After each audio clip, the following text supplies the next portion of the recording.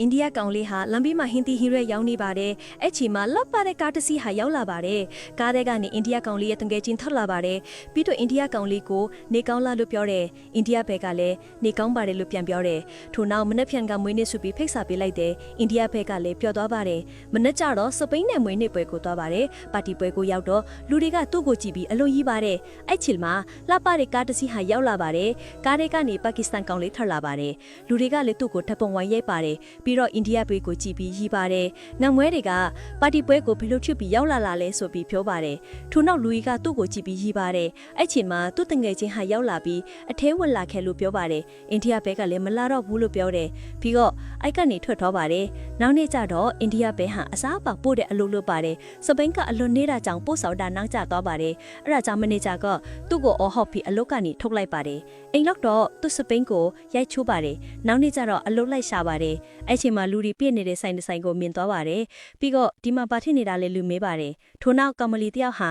ဒီမှာထီလက်မှတ်တွေရောင်းနေတာလူပြောပါတယ်။အိန္ဒိယဘက်ကလည်းလက်မှတ်တစ်ခုဝယ်လိုက်ပါတယ်။ပြီးတော့အိမ်သွားပြီးအိတ်လိုက်ပါတယ်။နောက်နေ့ကျတော့မီဒီယာတွေဟာရောက်လာပြီးမင်းထီပေါက်တယ်ဆိုပြီးပြောလိုက်ပါတယ်။အိန္ဒိယဘက်ကလည်းလန့်သွားပါတယ်။ပြီးတော့သိန်းတရာရသွားပါတယ်။ထို့နောက်အိန္ဒိယဘက်ဟာချမ်းပါသွားပါတယ်။ပြီးတော့ပကူတီကားတစ်စီးဝယ်လိုက်ပါတယ်။သူ့တငယ်ချင်းက TV ကနေအဲ့ဒါကိုကြည့်နေပါတယ်။ပြီးတော့အိန္ဒိယဘက်ကိုဖုန်းဆက်ပြီးကုံယူပါတယ်။မင်းချမ်းသာသွားပြီလို့ပြောတယ်။အိန္ဒိယဘက်ကလည်းကျေးဇူးတင်လေလို့ပြောတယ်။တငယ်ချင်းကမနှက်ချန်ကမင်္ဂလာဆောင်ပွဲလာခဲ့လို့ပြောတယ်။ထို့နောက်အိန္ဒိယဘက်ဟာသူ့ကားနဲ့မင်္ဂလာဆောင်ပွဲကိုသွားပါတယ်။ပါတီပွဲကိုရောက်တော့လူတွေကသူ့ကားကိုကြည့်ပြီးအော်နေလေပြီးတော့သူ့ကိုတပ်ပုံဝိုင်းရိုက်ပါတယ်။အဲ့ချိန်မှာပါကစ္စတန်ဘက်ဟာရောက်လာပါတယ်။မင်းကဟိုစင်းရဲသားမလား။ဟုတ်တယ်။အခုမင်းထက်တောင်ချမ်းသာသွားပြီလို့ပြောပါတယ်။အဲ့ဒါဆိုငါနဲ့ကားပြိုင်မောင်းမယ်လို့ပြောတယ်။ပြီးတော့နှစ်ယောက်စလုံးဟာအစင်သင့်ခစ်ပြီးပြင်ပွဲစတင်ပါတယ်။ထို့နောက်ပါကစ္စတန်ဘက်ဟာအရှိရောက်သွားပါတယ်။အိန္ဒိယဘက်ကလည်းစူပါကီဟာသုံးပြီးမောင်းပါတယ်။နှစ်ယောက်စလုံးဟာမောင်းနေရင်းနဲ့တရေကျသွားပါတယ်။ထို့နောက်အနိုင်ရှုံးကိုမဲပေးပြီးဆုံးဖြတ်မယ်။ပါကစ္စတန်ဘက်ကိုနိုင်စေချင်ရင်တော့ comment ရေးပေးပါ